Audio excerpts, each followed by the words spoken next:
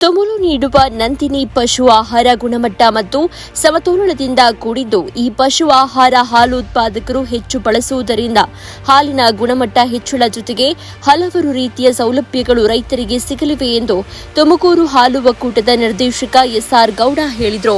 ಶಿರಾ ತಾಲೂಕಿನ ಗೌಡಗೆರೆ ಹೋಬಳಿಯ ತಾವರೆಕೆರೆ ಹಾಲು ಉತ್ಪಾದಕರ ಸಹಕಾರ ಸಂಘದ 2024-25ನೇ ಸಾಲಿನ ವಾರ್ಷಿಕ ಮಹಾಸಭೆ ಶುಕ್ರವಾರ ಉದ್ಘಾಟಿಸಿ ಮಾತನಾಡಿದರು. ಸಣ್ಣ ರೈತರಿಗೆ ಆರ್ಥಿಕವಾಗಿ ಅಭಿವೃದ್ಧಿ ಕಾಣಲು ಹೈನುಗಾರಿಕೆ ವರದಾನವಾಗಿದ್ದು, ಯುವ ರೈತರು ಹೈನುಗಾರಿಕೆ ಉದ್ಯಮದತ್ತ ಹೆಚ್ಚು ಆಸಕ್ತಿ ವಹಿಸಬೇಕು. ಹೆಚ್ಚು ಆಸಕ್ತಿ, ನಿಷ್ಠೆ, ಪ್ರಾಮಾಣಿಕತೆಯಿಂದ ಹೈನುಗಾರಿಕೆ ಮಾಡಿ ಗುಣಮಟ್ಟದ ಹಾಲು ಡೇರಿಗೆ ನೀಡಿದಾಗ ಲಾಭಾಂಶ ಕೂಡ ಹೆಚ್ಚು ಬರಲಿದೆ. ಕುಟುಂಬ ನಿರ್ವಹಣೆಗೆ ಆರ್ಥಿಕ ಭದ್ರತೆ ಸಿಗಲಿದೆ. ಮಳೆಯ ಅಭಾವ ಕಾರಣ ಶಿರಾ ತಾಲೂಕಿನ ಜೀವನಾಡಿ ಬೆಳೆ ಶೇಂಗಾ ಬಿತ್ತನೆ ಪ್ರಮಾಣ ಕೂಡ ಕಡಿಮೆಯಾಗಿ ಹಾಕಿದ ಬಂಡವಾಳವೂ ಕೂಡ ಕೈ ಸೇರಿದಂತಹ ಸ್ಥಿತಿ ನಿರ್ಮಾಣವಾಗಿದ್ದು, ಇಂತಹ ಸಂಕಷ್ಟ ಸ್ಥಿತಿಯಲ್ಲಿ ರೈತರು ಹೈನುಗಾರಿಕೆ ಬಗ್ಗೆ ಹೆಚ್ಚು ಒಲವು ಹೊಂದುತ್ತಾ ಇದ್ದಾರೆ. ಶಿರಾ ತಾಲೂಕಿನ ಹಲವಾರು ಗ್ರಾಮಗಳಲ್ಲಿ ಯುವ ರೈತರು ಡೇರಿ ಸ್ಥಾಪನೆ ಮಾಡುವ ಉತ್ಸಾಹದ ಕಥೆಯಲ್ಲಿದ್ದು, ಆ ಒಂದು ಆದ್ಯತೆ ಮೇರೆಗೆ ಮತ್ತಷ್ಟು ಹಾಲು ಉತ್ಪಾದಕರ ಸಂಘಗಳನ್ನು ಸ್ಥಾಪನೆ ಮಾಡುವ ಮೂಲಕ ನಿತ್ಯ 1 ಲಕ್ಷ ಲೀಟರ್ ಹಾಲು ಉತ್ಪಾದನೆ ಮಾಡುವ ಗುರಿ ನಮ್ಮದು. ತಾವರೆಕೆರೆ ಡೈರಿ ಕಟ್ಟಡ ನಿರ್ಮಾಣಕ್ಕೆ ಸಹಾಯಧನ ನೀಡುವುದಾಗಿ ಹೇಳಿದರು. ತುಮಕೂರು ಹಾಲು ಒಕ್ಕೂಟದ ಉಪವ್ಯವಸ್ಥಾಪಕ ಬಿ ಗಿರೀಶ್ ಈ ಸಂದರ್ಭದಲ್ಲಿ ಮಾತನಾಡಿ, ತುಮಕೂರು ಹಾಲು ಒಕ್ಕೂಟ ಹಾಲು ಉತ್ಪಾದಕರು ಆರ್ಥಿಕವಾಗಿ ಸಬಲರಾಗಿ ಎಂಬ ಉದ್ದೇಶದಿಂದ ಗುಣಮಟ್ಟದ ನಂದಿನಿ ಪಶು ಆಹಾರವನ್ನು ಸಿದ್ಧಪಡಿಸಿ ರೈತರಿಗೆ ಕಡಿಮೆ ದರದಲ್ಲಿ ನೀಡುತ್ತಾ ಇದೆ. ನಂದಿನಿ ಪಶು ಆಹಾರವನ್ನು ಹೆಚ್ಚು ಬಳಸುವ ಗುಣಮಟ್ಟಕ್ಕೆ ಆದ್ಯತೆ ನೀಡಿ ಹಾಲಿನ ಉತ್ಪಾದನೆ ಹೆಚ್ಚಿಸಿಕೊಂಡು ಆರ್ಥಿಕವಾಗಿ ಅಭಿವೃದ್ಧಿ ಹೊಂದಲು ನಂದಿನಿ ಪಶು ಆಹಾರವನ್ನೇ ಬಳಸಬೇಕು ಎಂದರು. ಇದೇ ಸಂದರ್ಭದಲ್ಲಿ ಅತಿ ಹೆಚ್ಚು ಹಾಲು ಉತ್ಪಾದನೆ ಮಾಡಿದ ರೈತರಿಗೆ ಬಹುಮಾನ ನೀಡಿ ಸನ್ಮಾನಿಸಿ ಗೌರವಿಸಲಾಯಿತು. ತಾವರೆಕೆರೆ ಹಾಲು ಉತ್ಪಾದಕರ ಸಹಕಾರಿ ಸಂಘದ ಅಧ್ಯಕ್ಷ ಟಿವಿ ಗಂಗಾಧರ್, ಸದಸ್ಯರಾದ TM Ranganatha, R Shivanna, TP Somashekhar, ಮುಖಂಡ Tavarekere Devaraju, T Ranganath, D Bhairappa, R Puttaraju, Nagaraj, Ningamma, Suma, Girijamma, Manjamma, ಸಮಾಲೋಚಕ ಬಾಬಾ ಫಕ್ರುದ್ದೀನ್, ಪಿಎಂ ಮಕುಂಡ, ನಾಗರಾಜ್, ರುದ್ರಣ್ಣ ಉಪಸ್ಥಿತರಿದ್ದರು. ರೈತರು ಹೆಚ್ಚು ಈ ಒಂದು ಉದ್ಯಮದ ಕಡೆಗೆ ಹೆಚ್ಚು ವಾಲ್ತಾರೆ. ಇದು ನಾವೆಲ್ಲರೂ ಕೂಡ ಬಹಳ ಸೂಕ್ಷ್ಮವಾಗಿ ಗಮನಿಸಬೇಕಾಗ್ತದೆ. ಈ ವರ್ಷ ಒಂದು ಡೈರಿನಲ್ಲಿ 50 ಜನ ಹಾಲಾಗ್ತಾ ಇದ್ದಾರೆ ಅಂದ್ರೆ ಆಲೆ ಮುಂದಿನ ಸರಿ ಇನ್ನೊಂದು 10 ಜನ ಜಾಸ್ತಿ ಆಗ್ತಾರೆ, ಮುಂದಿನ ಸರಿ ಇನ್ನೊಂದು 10 ಜನ ಜಾಸ್ತಿ ಆಗ್ತಾರೆ. ಕಾರಣ ನಮ್ಮ ರೈತನ ಅನಿವಾರ್ಯತೆ ಈ ಒಂದು ಉದ್ಯಮದಲ್ಲಿ ಇದೆ. ಮತ್ತೆ ಇವತ್ತು ವ್ಯವಸಾಯವನ್ನ ನಂಬಿಕೊಂಡಿರ್ತಕ್ಕಂಥ ಎಷ್ಟೋ ನಮ್ಮ ಕೃಷಿಕರು, ರೈತರು ವ್ಯವಸಾಯನ ಮಾಡಲಾದಂತಹ ಸ್ಥಿತಿಗೆ ಇವತ್ತು ನಮ್ಮ ಪರಿಸ್ಥಿತಿ ನಿರ್ಮಾಣ ಆಗಿದೆ. ಒಂದು ನಾವು ವ್ಯವಸಾಯ ಮಾಡಕ್ ಹೋದ ಸಂದರ್ಭದಲ್ಲಿ ಸರಿಯಾದಂತಹ ಮಳೆ ಬರ್ದಲೇ ಇರ್ತಕ್ಕಂಥದ್ದು, ಒಂದು ವೇಳೆ ಬೆಳೆ ಇಟ್ಟರು ಸಮೇತ ಬೆಳೆ ಸರಿಯಾಗಿ ಬರ್ದಲೆ ಅದಕ್ಕೆ ಹಲವಾರು ರೋಗ ರುಜಿನಗಳು ಇವತ್ತು ಬರ್ತಕ್ಕಂಥದ್ದು. ಮತ್ತು ಒಂದು ವೇಳೆ ಇವೆಲ್ಲವನ್ನೂ ಕೂಡ ನಿವಾರಿಸಿ ಉತ್ತಮವಾದಂತಹ ಬೆಳೆ ಬಂದರೂ ಕೂಡ ಅದಕ್ಕೆ ಸರಿಯಾದಂತಹ ಬೆಲೆ ಇಲ್ದಲೇ ಇರ್ತಕ್ಕಂಥದ್ದು. ಇಂತಹ ವಿಪರ್ಯಾಸ ಪರಿಸ್ಥಿತಿನಲ್ಲಿ ನಮ್ಮ ರೈತ ಇವತ್ತು ಕಂಗಾಲ ಆಗಿದ್ದಾರೆ, ನಿಜಕ್ಕೂ ಕೂಡ ಕಂಗಾಲ ಇದೆ. ಈಗ ದಿನೇ ದಿನೇ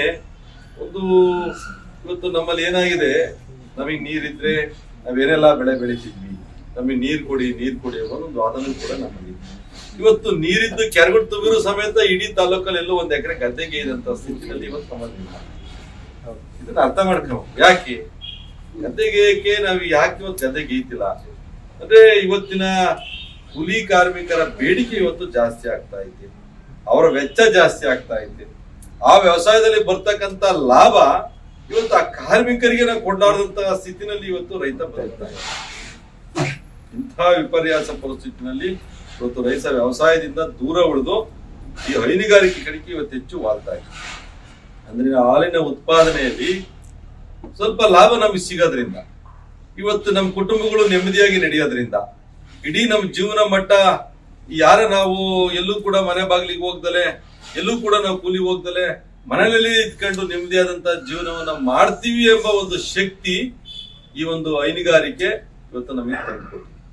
ಅಂತಹ ನಿಟ್ಟಿನಲ್ಲಿ ಇವತ್ತು ಬಹಳಷ್ಟು ರೈತರು ಹಾಲಿನ ಉತ್ಪಾದನೆಯಲ್ಲಿ ತೊಡಗಿ ಇವತ್ತು ನಾವು ಇಡೀ ಜಿಲ್ಲೆನಲ್ಲೇ ಇವತ್ತು 10.5 ಲಕ್ಷ ಲೀಟರ್ ಹಾಲನ್ನ ಉತ್ಪಾದನೆ ಮಾಡ್ತಕ್ಕಂಥ ಮಟ್ಟಿಗೆ ಇವತ್ತು ನಾವು ಹೋಗ್ತಾ ಇದೀವಿ.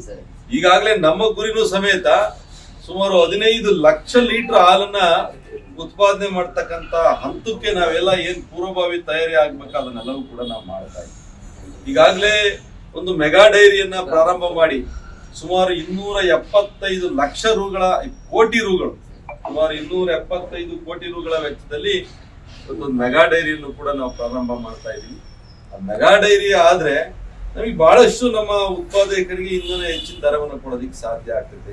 ಒಂದು ಕಂಡೆನ್ಸರ್ ಮಿಲ್ಕ್ ಇರ್ಬೋದು, ಒಳ್ಳೆ ಹೈಜಾನಿಕ್ ನಾವು ಏನು ಹಾಲನ್ನ ನಾವು ಅದನ್ನ ಶೀತಲೀಕರಣ ಮಾಡೋದಿಕ್ಕೆ, ಅದನ್ನ ಉತ್ಪಾದನೆ ಮಾಡಿ ಪ್ಯಾಕಿಂಗ್ ಮಾಡೋದಿಕ್ಕೆ, ಅದನ್ನ ನಮ್ಮ ಗ್ರಾಹಕರಿಗೆ ತಲುಪಿಸ್ತಕ್ಕಂತ ನಿಟ್ಟಿನಲ್ಲಿ ನಾವು ಹಲವಾರು ತಾಂತ್ರಿಕತೆಯ ನೈಪುಣ್ಯತೆಯನ್ನ ಈ ಮೆಗಾ ಡೈರಿನಲ್ಲಿ ಅಳವಡಿಸಿ ಅದನ್ನ ಹೆಚ್ಚು ಇವತ್ತು ನಮ್ಮ ಗ್ರಾಹಕರಿಗೆ ಉತ್ತಮವಾದಂತಹ ಒಂದು ಮಟ್ಟದಲ್ಲಿ ಈ ಹಾಲನ್ನ ಕೊಡಬೇಕು ಎಂಬ ಒಂದು ಕಾನ್ಸೆಪ್ಟ್ ಅಡಿಯಲ್ಲಿ ನಾವು ಈ ಕಾರ್ಯಕ್ರಮವನ್ನು ಹಮ್ಮಿಕೊಂಡಿದ್ದೀವಿ. ಒಟ್ಟಾರೆ 9,52,000 ಬಂದಂತ ಲಾಭಾಂಶವನ್ನ ಏನಕ್ಕೆಲ್ಲ ಖರ್ಚಾಗಿದೆ ಅಂತಕ್ಕಂಥದ್ದನ್ನ ಪರಿಶೀಲಿಸೋದಾದ್ರೆ, ನೌಕರರಿಗೆ ಸಿಬ್ಬಂದಿ ವೇತನವಾಗಿ 2,12,000 ರೂಪಾಯಿಗಳನ್ನ ಸಿಬ್ಬಂದಿಗೆ ನೌಕರರಿಗೆ ವೇತನವಾಗಿ ಕೊಟ್ಟಿದೆ. ಸಾದಿಲುವಾರು ಅಂದ್ರೆ ನೀವು ತೊಳೆಯೋದಕ್ಕೆ ಬಳಸ್ತಕ್ಕಂಥ ಸಾಮಗ್ರಿಗಳು ಅದಕ್ಕೆ 2,299 ರೂಪಾಯಿ ಕೊಟ್ಟಿದೆ. ಸ್ಟೇಷನರಿ ಅಂದ್ರೆ ಬರೆಯೋದಕ್ಕೆ ಬಳಸ್ತಕ್ಕಂಥ ಸಾಮಗ್ರಿಗಳು ಮತ್ತೆ ಇದನ್ನು ಸಂಬಂಧಪಟ್ಟಂತೆ 6,917 ರೂಪಾಯಿ ಖರ್ಚಾಗಿದೆ. ಪ್ರಯಾಣ ಭತ್ಯೆಯಾಗಿ 4,730 ರೂಪಾಯಿಯಷ್ಟು ಖರ್ಚಾಗಿದೆ. ಮಾಸಿಕ ಸಭೆಗೆ ಪ್ರತಿ ತಿಂಗಳು ನಡೆಸ್ತಕ್ಕಂಥ ನಿಮ್ಮ ಆಡಳಿತ ಮಂಡಳಿ ಸಭೆಗೆ 1,300 ರೂಪಾಯಿ ಖರ್ಚಾಗಿದೆ.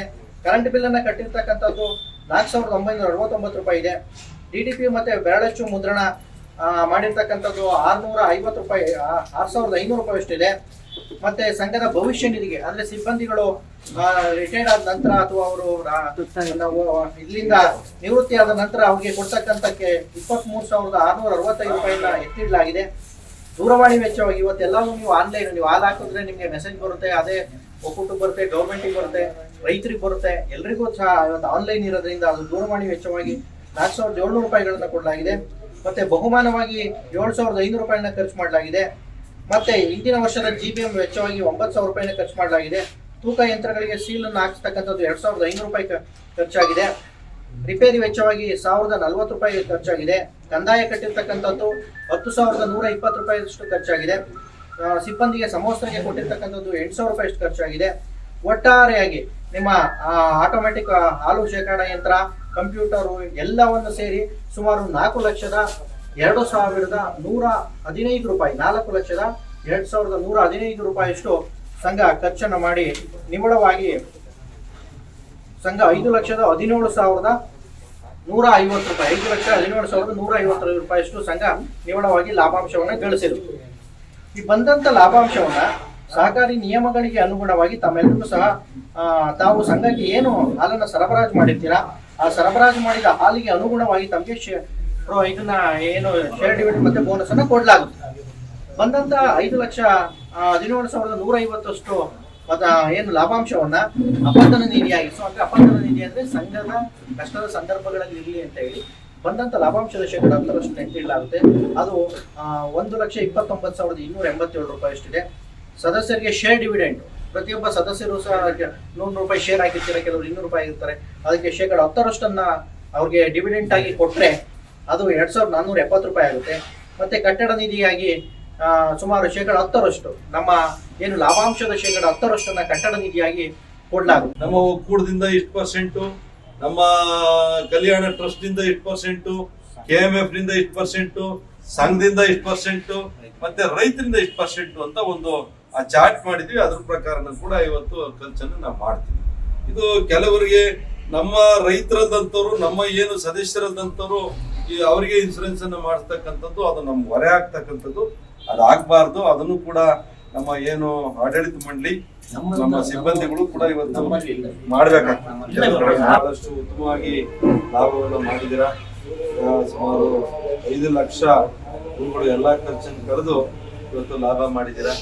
ಇದು ಒಂದು ರೀತಿ ಉತ್ತಮವಾದಂತ ಒಂದು ಸಂಘ ನಡೆಸ್ತಾ ಇರ್ತಕ್ಕಂಥ ಆಡಳಿತ ಮಂಡಳಿಯವರು ನಮ್ಮ ಏನು ಸಿಬ್ಬಂದಿಯವರು ಎಲ್ಲರೂ ಕೂಡ ಸೇರಿ ಉತ್ತಮವಾದಂತ ಲಾಭವನ್ನು ಮಾಡಿದಿರ.